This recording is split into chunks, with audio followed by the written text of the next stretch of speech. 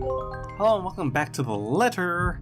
And I would assume either everyone is separated or Luke got separated from everyone else. With the ghost dragging Luke or everyone somewhere through what wasn't really the front entrance. So yeah, let's continue to find out what's happening. There's a moment of panic when the feeling of the tendrils around my limbs finally dissipates. So my eyes adjust to the darkness of the room, not on my feet, reaching for my knife and holding it out, watching and waiting for every moment. Using it as a way to put distance between me and these peasants. Oh, someone's with me, okay. So who knows what they'll do now? They're all desperate to get out of this house. There's only 6 of us in this room. 3 of them, friends at that. 3 of them? Huh. I cannot trust these people not to turn on me. Bloody hell, even Hannah's giving me the same look as them now. Though Mint has already gone loon, crashed in a corner and muttering to herself, you can't really say anyone's safe from her. Anything, she's the one I should watch out for. I can't trust anyone. Not anymore. Not after this. But the pleading looks Lily shoots my way while they all huddle in the corner behind feathers. I have to remind myself that even people like her are capable of doing the unpleasant. She's only human after all. It's never an excuse why even Hannah has been cunning, manipulative moments, though she does it much subtler than I.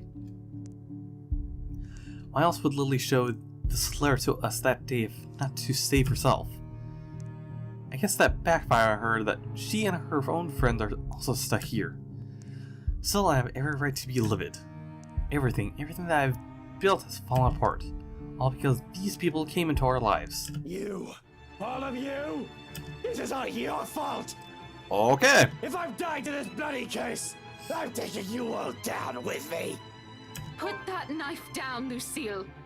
Oh, thank God we have Calm down, Anna. Right. The situation's already bad. You're just making it worse. You shut your mouth! If it weren't for you, for this letter, for all of you, none of this would have happened! And blaming everyone in this room isn't going to get us out of this place. Thank you, Hannah. Please put that knife down, darling. You might hurt yourself. Are you taking their side? Yep. You're also stuck in this nightmare, Buttercup! What about the children? Aren't you the least bit worried about them? That creature is out to get us, and you're still defending these people! Yeah. I'm not defending anyone, Luke. I'm just trying to be reasonable when I you're mean, I clearly guess, yeah. not. Oh, of course you're not. You're just the one who bought this bloody mansion to begin with. If I didn't know any better, you did this on purpose. Oh my God, Luke's gone batshit crazy. Why no? Why would I ever do that? This was only meant to be an anniversary gift. For you. For us. For the family we're going to have. Right, anniversary gift. Oh, here's your gift, darling. Oh, by the way, there's a curse included in that package. I hope that's all right. Are you really that eager to get rid of me, Hannah? I mean, she didn't know about it either, Because God's if that's sakes. what you've been meaning to do all this time, you might as well just put a knife in my back while I'm... Suddenly, Hannah steps up and slaps the knife away from my hand. Said knife slides uselessly under the table out of my reach. Before my mind registers what's happening, a sharp blow explodes in the side of my head, sending me reeling backwards. Goddamn, Hannah. Goddamn. Oh, shit. Soul fist. Okay. Damn, Hannah. Damn. She merely stands before me afterwards. I thought she slapped him. Nope, straight up punched him in the face. She merely stands before me afterwards without even batting an eye, glaring me as she might just rip my head off in this instant. Sometimes I forget. Don't you dare, Luke. Don't you dare imply I've ever thought of you that way. That Hannah's never the weak woman I believed her to be. How did I come to think of her as such? She used to be someone I can look up to, isn't she? Look at her now. The way she stands tall, facing a man like me, the same way she's done so I'm fucking it up. Same way she has done so all those years ago. I can't help but think, am I not responsible for taking that part of herself away from her? Enjoy your time as Miss Luke Wright. Bunch of shite. Realizing this, I can only look away when she reaches up and places a hand on my face. Gone is the anger. Only a soft smile remains while she looks at me with a shine in her eyes. 7 years we've been together, I've only been nothing but a piece of shite to her. Yet here she is, still smiling at me, the way she has done so many years ago. It's impossible not to feel like a complete and utter trash like this. She has an uncanny way of doing that to me, really. Especially when she takes my hand in hers and places it right in her tummy. Right where 2 tiny babies are still growing. Ours. Look at me. We've already talked about this. If we are still going to do this, it has to be the 2 of us. I will stay with you, but things are going to have to change if we want this to work. We can't keep doubting each other like this. Not until we find a way out of here. I'm sure we can. Maybe they know something we don't. You're going to rely on them for that? These peasants who brought this on us? Keep talking about us like that, and see if any of us here will keep you out of this place. Oh, they're going to talk shit about him now? Rebecca, stop! Oh, okay. All of you, stop this! To hear Lily speak out loud, I can't say I'm not surprised. She's always given me the impression of someone to me so meek from the moment I've met her, either from her inexperience or her station in life. She has never struck me as someone fitting to be a real estate agent, till now. Quietly, she puts herself between me and Daisy, cutting whatever scathing words we've yet to hurl at the other. The way she glares at me reminds me a little of the way my mom would look at me. Particularly when I have done something wrong. It's not a stare she's unused to showing. She has done this before, probably to a younger sibling. Huh. She only sees us now as a pair of squabbling kids, not 2 mature adults. Well, it's only to be expected. No doubt that's how she sees us. For a long moment, there's only silence in the room. Feathers for all his guts, doesn't even dare break it, merely watching us forward. Where did all of his bravado go now, huh? Not that matters when Lily starts speaking again after some of the anger and tension has lifted from the room. Stop this, please! With or without that damn piece of paper, A deep breath, and exhale, then closes her eyes, crease form between her eyebrows, while she grips her hands tightly in front of her. we still would have ended up in this mess. The atmosphere that descends into the room right after that admission is anything but pleasant. Can I call it that? An admission?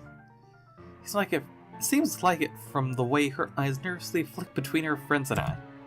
She appears to know more than she lets on, and how she makes herself appear smaller after dropping that bomb on us doesn't quite sit well with me. Patience is something I don't have the luxury of having right now and bestowing upon the other people. What does this girl know? Well, is she not telling us? Because from the looks of this, even her friends has no idea what she's talking about. Unwilling to wait, I grab her arm before she retreats without explanation, wavering the letter still in my hand in front of her. Ow! Sir, you're hurting me! Hey, hands off her, right? Fuck off, Feathers. I have questions for your friend, and she better have the answers. Luke, will you stop taking it out on every single person? Your friend is hiding something, Daisy. She struggles for a moment, but my hold eventually forces her to look up at me. Fear and uncertainty spreads across her features, especially when her eyes land on the damned paper.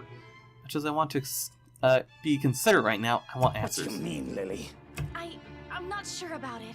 Don't give me that, you know something! Not really. Ow! Please, sir. I know the paper is useless, okay? The mention of the letter, all of a sudden Mint stands. I've almost forgotten she's here, rambling and faded away in the shouting. That warning, she snatches the paper out of my hand. It's a miracle it didn't rip right there and then. But the way she glares at it, I think she may want to do that exactly We that. should have gotten rid of this thing. We should have burned it at the first opportunity we got. Oh my god, Luke. Even if we rip it to shreds, it won't do anything. I think... You don't know what I've seen, Santos. True, because she knows the reason behind the letter. There were children, victims, all because they had no idea what this thing will do to them. Oh God, those poor souls. They were screaming and begging before she... Then what about those people they mentioned in the news lately? All those who died? My coworkers? The open house clients? True, because I doubt they saw the letter. None of them had seen it. Even Rose. And yet they're all dead. I should know. That letter has been with me since I picked it up. And I swear I didn't make copies of this thing. Even if I wanted to save myself, I wouldn't do that to my friends. Or anyone. Is that what the trip to BRC was for? Yes, I'm sorry. I couldn't tell you guys until I was certain. Ah, okay. None of you So- believed me the first time. I had to find proof. So she had her own reasons for going to BRC. And yet we're all here. Are you taking me for a fool, Lily? Yeah. I have to go with whiskey on this. Who knows how many has already seen this before you found it? I like how everyone had like some sort of little nickname for everyone. This cursed thing has to go! We would have ended up here either way. Maybe? I really don't know. Sir, please. All I know is that paper isn't the reason why all of this is happening. There's something else. Maybe it's this place that's the problem. Maybe it's this we should be getting rid of. The whole mansion? What? You mean, like, burn this place down? I still think we should get rid of this letter before we start thinking of destroying a place with some historical value! Really? That's her reason for wanting to keep this place? What? No? We are not burning a multi-million-pound mansion, you peasants! I just spent a fortune on this! Seriously, Luke, are you really more worried about that? I'm glad that because we have Hannah alive, she's making it easier to have Luke reason with the whole situation. Buttercup, marching, millions. It's gonna take years getting all that money back. Well, you certainly won't be getting any of that money if you're dead. True. Really, Luke? Is that more important than your life? Bloody fucking hell! Not only do I have trespassers on my property, but they're also arsonists! How dare they suggest something like that? Bloody peasants. My head's already aching just listening to them. I think this is all the solution they could come up with. Should have just stabbed all of them and made a run for it. Doesn't help that with each second we spend talking here, the crazier this whole place gets. Okay. By chance is it just everyone arguing at each other? Is that it? Let's see. There's so many pages on pages to flip through. Oh no, it's just him going batshit crazy with the knife in hand. Let me just put one page back so I don't have to flip through every page again. Voices become louder and somehow sounding more vicious. Things in this room start floating. Mark my word, fucking flip out. They may not be thinking of it right now, but eventually they all turn on me. Such is the nature of humans. Better find a way out of this place as soon as possible. I want to stay alive. Fuck, I have so much to do. None of our choices seem sound, but who knows? I don't understand the shit about this place. Might as well try everything, yeah? Whatever works. If I also have to be the one to make that play decision, so be it. Less room for errors with only the sane one doing the thinking. You're not sane. Not the slightest at the moment. On the off chance I'm wrong, well, they suggested it. Decide to...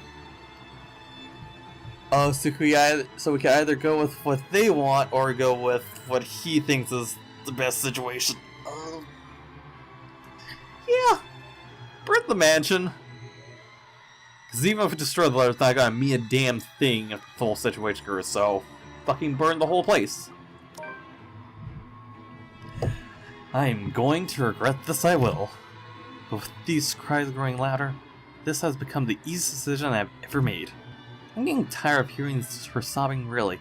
It's just irritating. Isn't she just getting tired of it? Besides, someone has to act fast. Think and also is the root cause of our problems, but this place where the letter was found. No need to make things more complicated. Start here. Why won't it end here? If what Lily has said is true, then there's all the more reason to destroy it. Put an end to this madness before someone thinks of putting this blasted place up in the market. I get out of this place, I swear I'm suing a bunch of people. Run that estate company to the ground if need be. We spent millions, damn it. Millions. With a sigh and perhaps a heavy heart, I opened one of the drawers at my study table. Taking a bottle of liquor out for myself, passing it on to every occupant in the room. Oh. What? Our potential final last drink before we may or may not die. Accepted, but not without a look of protest of a confused glance my way. Fair enough. It does shut them all up, so maybe I've done something good. Look, this isn't the time. Even more when I pop the cork off the bottle and pour its contents on the floor. Well, what are you simpletons waiting for? Oh, burn the house! Oh, so they're using the alcohol. We waste no time dousing the whole room, the smell of alcohol filling the air. If I didn't know any better, I'd say there. Oh, I see, because he gave everyone a bottle, so it's like, okay, everybody, fucking burn this shit to the ground. I was thinking, like, you know what? We're gonna die here. Let's take one final drink. That's what I thought. Okay, that makes more sense. I'm like, oh yeah, alcohol, that's fuel. If I didn't know any better, I'd say they're more than eager to set this whole place on fire. The blaze catches easily in this room. When I set it alight, the blasted paper is a kindling. Ah, so we're burning the paper anyways, too. Because, hey, might as well. Because if it's not the paper, at least we're also burning the whole place, too, with it. So with the whole place drenched with wine and all manner of things alcoholic, been hiding from Hannah, small fire soon turns into an inferno. Matter of a second, we're at the door. So they gotta get out before the whole place burns down. Doesn't exactly lead where I'm hoping it will. Although ending up in the kitchen does give us more reason to play like a bunch of pyromaniacs. Oh, so they're going everywhere, burning every place down. So fishing the liquor stock, he has liquor everywhere. Oh my god! Fishing liquor stocks from the cupboards, we also do the same thing we've done to the study. Door after door in every room we pass, pouring bottle after bottle of expensive aged liquor, setting everything on fire, and leaving once the blaze started in earnest. God damn. When you run out of liquor, we simply drop the bottle and take one off from many nooks I've stashed one. God, this guy's a super alcoholic, keeping a stash everywhere. There's no lack of it in here, and the hard stuff, shorts, the watered down kind, gifts from distant relative, friends, so-called friends, you name it. Make sure there's always one within reach. How many of these things do you keep in this house? True. I always have a few bottles in the bedroom, you know, the parlor, and the dining room. I like it just says the dining room. And the dining room, just, you know, just an obvious place where you put drinks. You have problems, man. Yes, he does. Well, isn't this the time to discuss them? Turns out, it'll be useful now. Not to drown out my sorrows, but for this wonders of wonders, though I suppose I can now say it has all saved my life. But there's no time for some introspection now, because each room we pass and burn the place also becomes easier to navigate. As if it's slowly righting itself. Probably because like we're getting everything in your room, so it's like, I don't know where to send them. The place is burning. We're returning to what's supposed to be. Soon we finally found ourselves standing before the main door. Strong odor of burning wood, cloth, and varnish like wafts from under the doors of the rooms were particularly torched, slowly filling the hall with a thick black smoke. Places all start to earnest in every part of the house. I can already feel the heat seeping from the rooms I set aflame. My immense flames will engulf the whole house. Fittingly, this is when she appears again before us, watching us from the top of the stairs while her world goes up in flames around her. However, what catches my eyes is the expression on her face. Not the vile smile I've already grown accustomed to, or the one where her eyes gleam with complete hatred. This one? Forlorn is the only word I can think to describe. Forlorn? Please, help me. Oh. Help me, please. Can the dead still feel? Can she hear us? Or is that merely another one of her tricks to trap us in this nightmare? Like this, however, she seems almost like the woman she used to be. I don't waste any time pondering over it. Now with the exit just a few steps away, the door is finally open and through it I can glimpse the world outside. Safety. However, I do turn if only to see the last of her. Farewell more than anything. For all her attempts to lure me, draw me in, her wishes to be with me, she does not stop me when I finally run from this horrid place. Quietly she disappears. Watching a multi-million-pound house burn before me, for some reason, nothing about this bothers me. Maybe it's the one last look on her face that has changed it. Maybe it's what I've seen and heard inside. There's only a calm stillness. The same hush that comes after a terrible storm swept the countryside. And with it, the sight of the sun rising above the horizon. Ever so slowly, the sky begins to light before my eyes. Darkness giving way to the warm morning hues, soft rays spilling over the vast expansion of Luxembourg's countryside. Nearby the trees sway and rustle with the breeze, passing draft and carries even into this room outside cold enough to make me shiver. The remains of a storm that has passed. In the distance I can hear the soft chirping of birds, while the rest of the world stirs wakes. Dawn at last. We are free. So we've killed everyone but Zach. Yep, the burning mansion.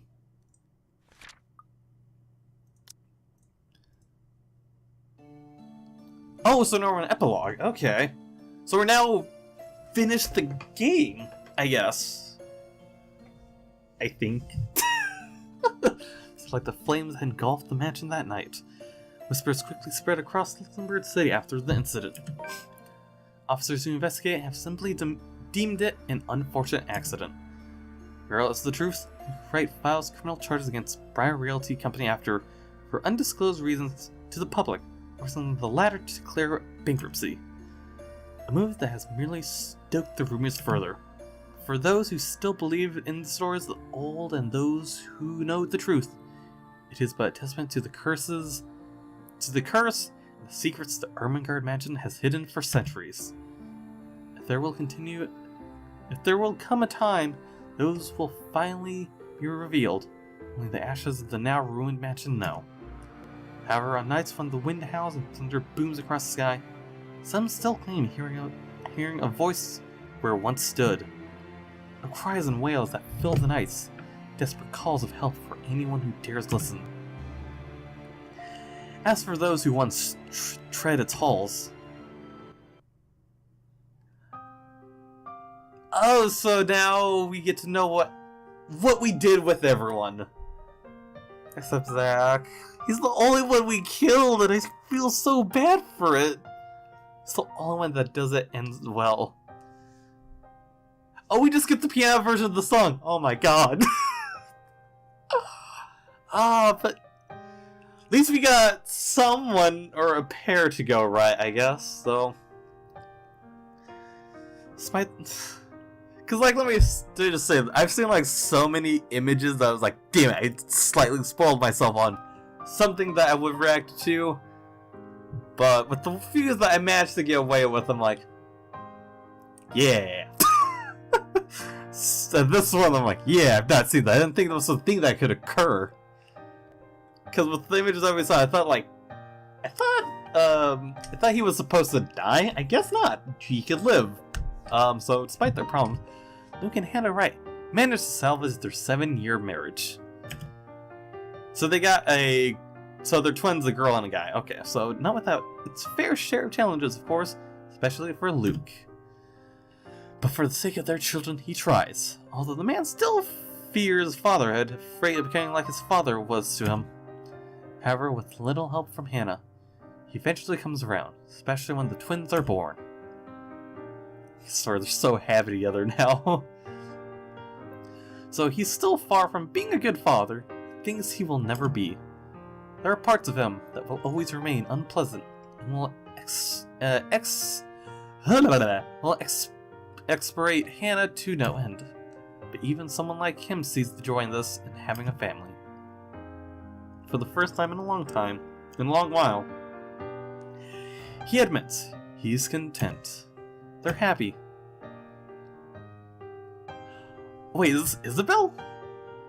Months after her recovery. Oh wait, Marianne, okay. She looks so different here. Oh my god. So a month after her recovery, Marianne McCullough heads back to her homeland, ready to close the chapter of a past she has left hanging for so long. There, she visits Lorraine's grave, asking, oh yeah, Lorraine, her old love. So, grave asking for forgiveness from the girl she once loved. Something she has intentionally avoided for years. Although the terror of what she has witnessed inside the Ermengarde Mansions still clings to her, she bravely chooses to move on from it. Turning a new leaf by focusing on a new branch of her interior design company, leaving her interior design company at Luxembourg, hands of her secretary instead. Although she never returns to the city after, she is frequently seen visiting to check on the people. Visiting to check. She has never returned to the city after. She's frequently seen visiting to check on the people has become acquainted with in her years there. Having finally accepted herself, she won't deny she's in a happier place now, and she does. And this is who? Despite making the despite making the Ireland branch of her interior design company her focus now, Marianne continues to cater to her most avid patrons in Luxembourg when requested. Oh, so it's still her store right here. Okay. And after her work on Ermengarde Mansion, the Wright couple, particularly Hannah Wright, have never trusted another to handle design for any of the places they own. Oh, so they continue working together afterwards. Okay. Upon moving to their new place after giving birth to Luke's children, Marianne's name is the first thing she calls. The woman is quick to fly back to the city at the socialite summons, not only helping with the decorations of their new place, but also assisting with the renovation, much to Hannah's delight. Since then, the two women has kept a close friendship. Well, how did we end their relationship? Because it wasn't that high as far as I know. Actually, no, never mind. It was actually pretty high. Not max, but pretty high. Okay. Often, they can be seen going around town together when Marianne's in town, and Hannah can be heard recommending designer to her peers during parties. In a city often keeping an ear out for any gossip, one can't deny that both women found a confidence in the other. In the months that follows, Rebecca Gale has become a prominent researcher in Luxembourg's major academic circles. God, everyone's look is so much different now. It kind of feels like everyone's definitely grown up since the incident. Especially after writing what she has discovered about Excellent Village, Ermengarde Mansion.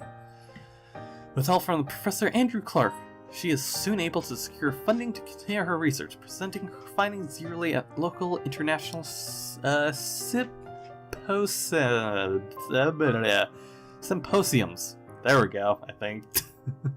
At the tail end of her current study, she hopes to publish her first book, correcting all inaccuracies in the city's current history. A move supported by both colleagues, students, and friends alike. Though she knows she still has a long way to go before she can even begin to change people's minds about it, Professor Clark has warned her as much.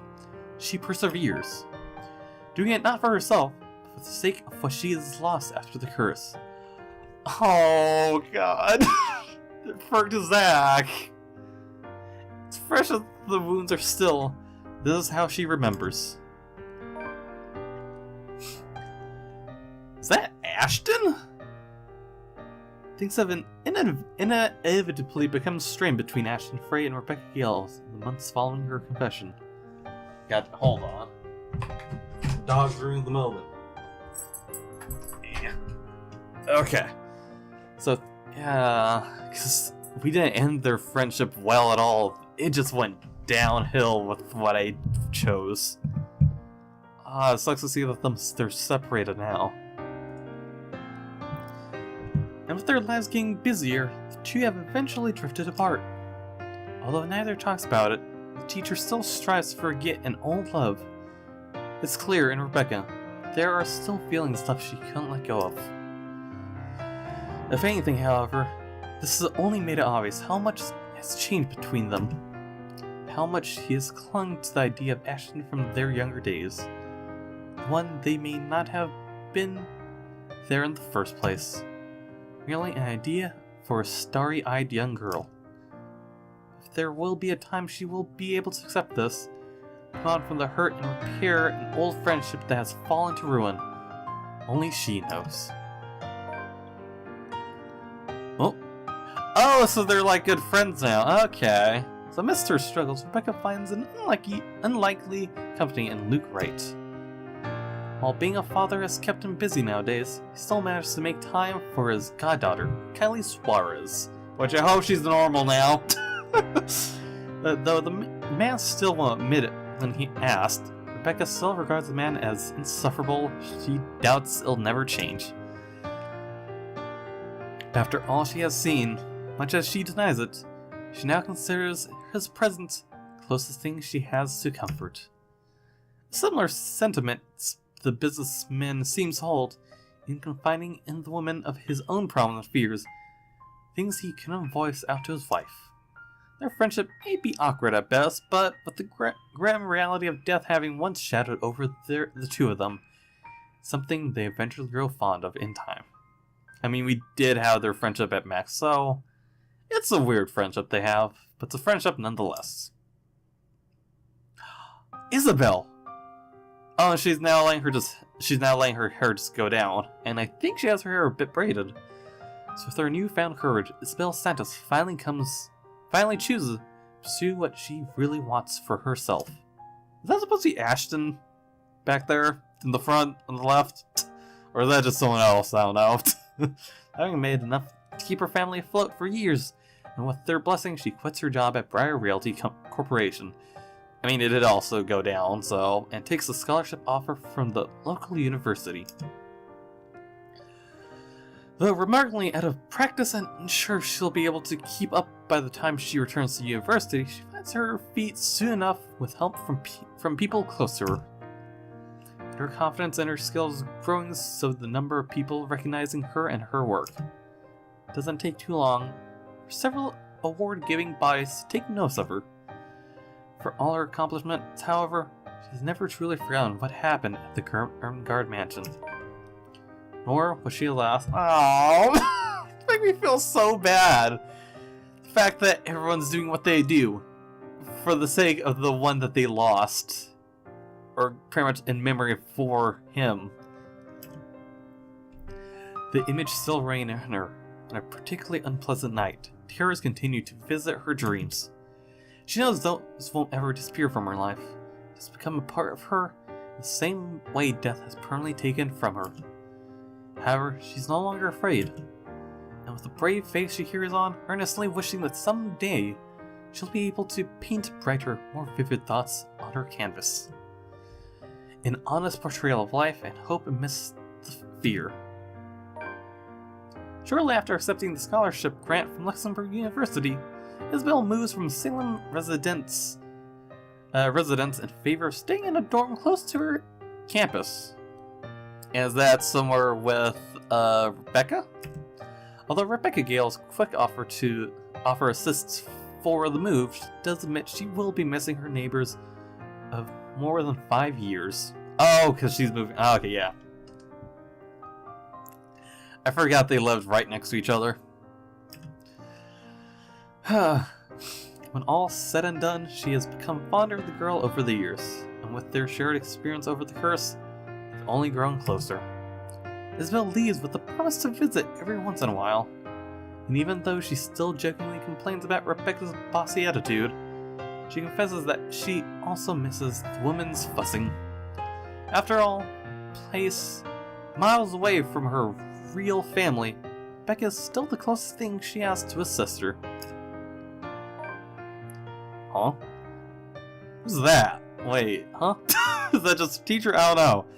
While she's aware she has plenty of ways to go, getting back to school has also opened a lot of opportunities for Isabella.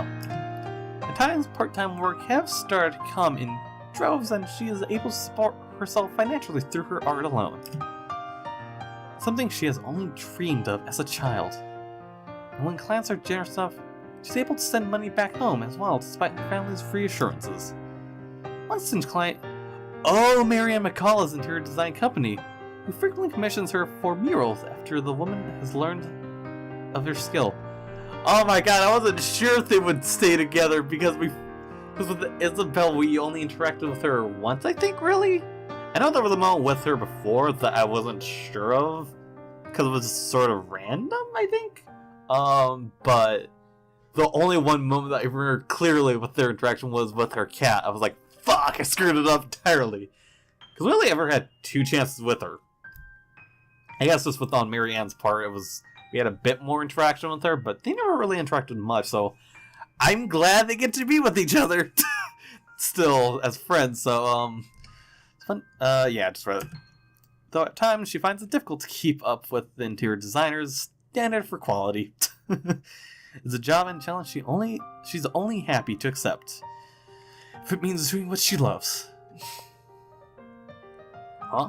Ashton. Following his success in bringing several major cases to a close, Ashton Frey receives a recommendation to transfer to Luxembourg's lead agency against organized crimes. An endorsement eagerly backed by the newly appointed successor to late Chief Inspector Lee, Abigail Harris. Knowing he'll have more resources, leeway, and a bigger chance at ultimately bringing Luke Wright to justice, Ashton Frey accepts. Oh, so he still wants to bring him down. He still warns the people close to him against Wright and his associates, but only a friendly reminder now, more than anything. Though he does worry, he believes they are wise enough to know what they are doing and trust their judgment. For now, he has decided to leave the evidence and the law to speak for itself and take care of the man once the proper time comes. Nowadays, police work and operations keep him busy, sometimes taking him away from the city he grew up in for days on end.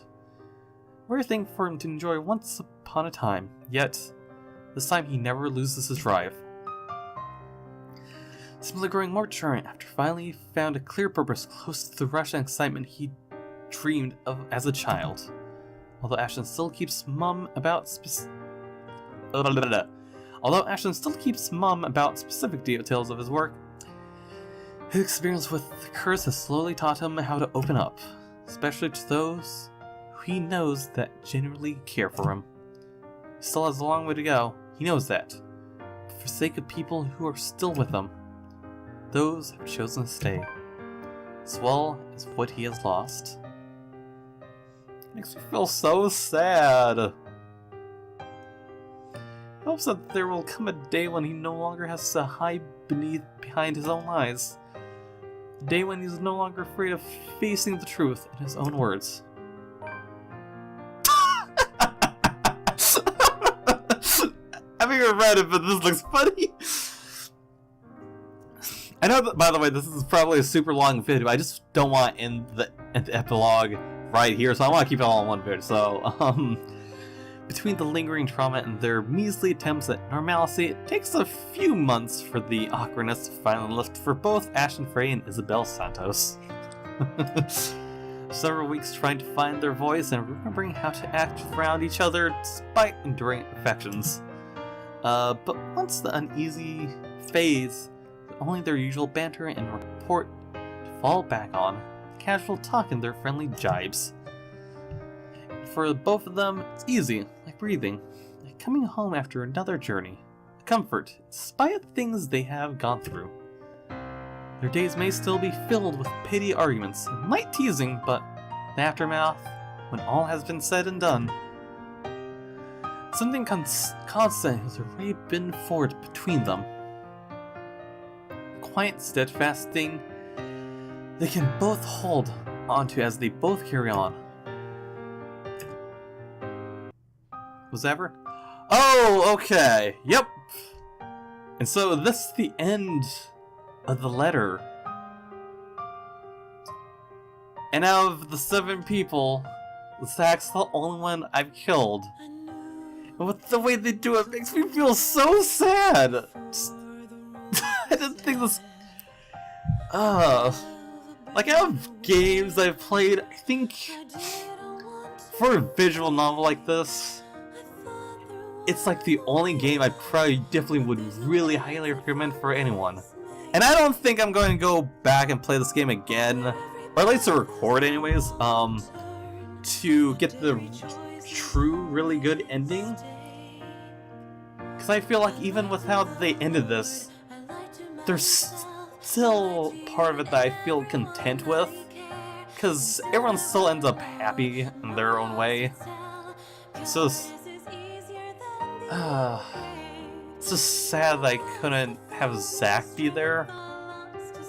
But with the way they do it, it's not like he's ignored, because they still remember him at least, and do the things that they like in order to remember him. So yeah, I think as for recording wise, I think we're done with the letter. And just a lot of things about this game I just really love. The art, the music right now, it's amazing, and for a visual novel, it's...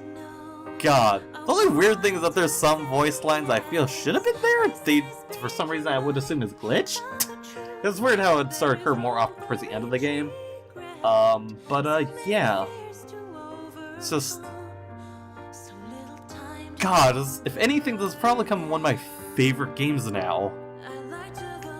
Because the story is... It's really good, and the way they do choices...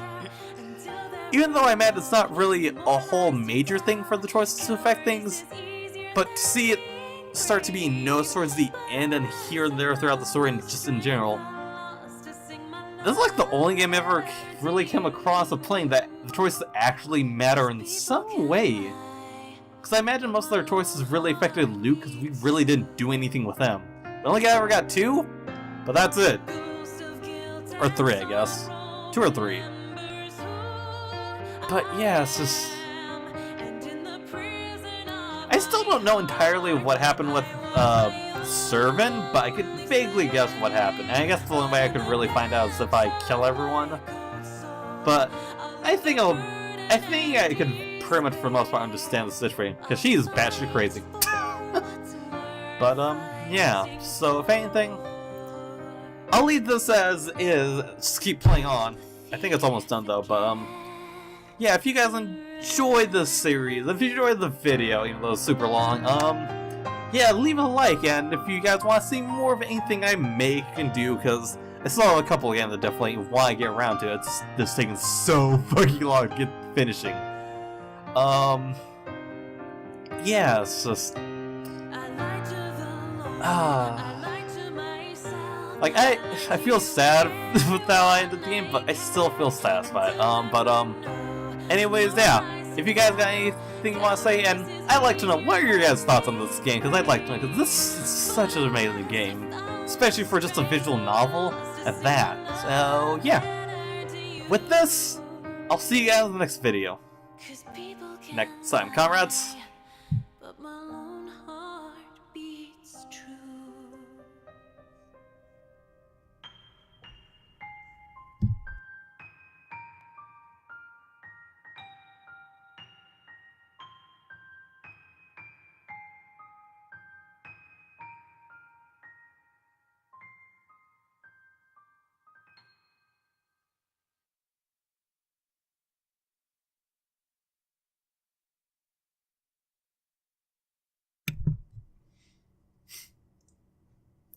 Wait, is there more?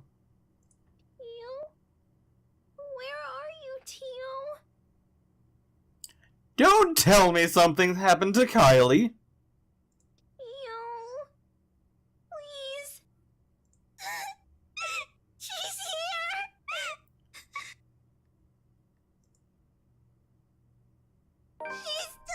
She's still here, Teal!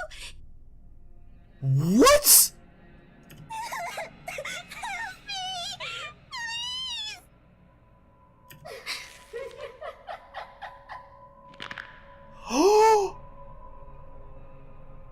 What?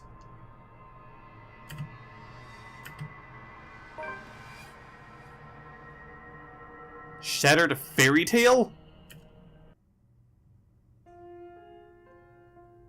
The real letter. If you're reading this, that means you finished playing the game in one way or another, and we thank you for the time you've spent playing the letter. This game is our passion project from anything we sincerely hope we delivered. Bring you one-of-a-kind visual. Oh yeah! It's a super one-of-a-kind of anything, I feel. So the letter is hopefully the first of many visual novels coming from us.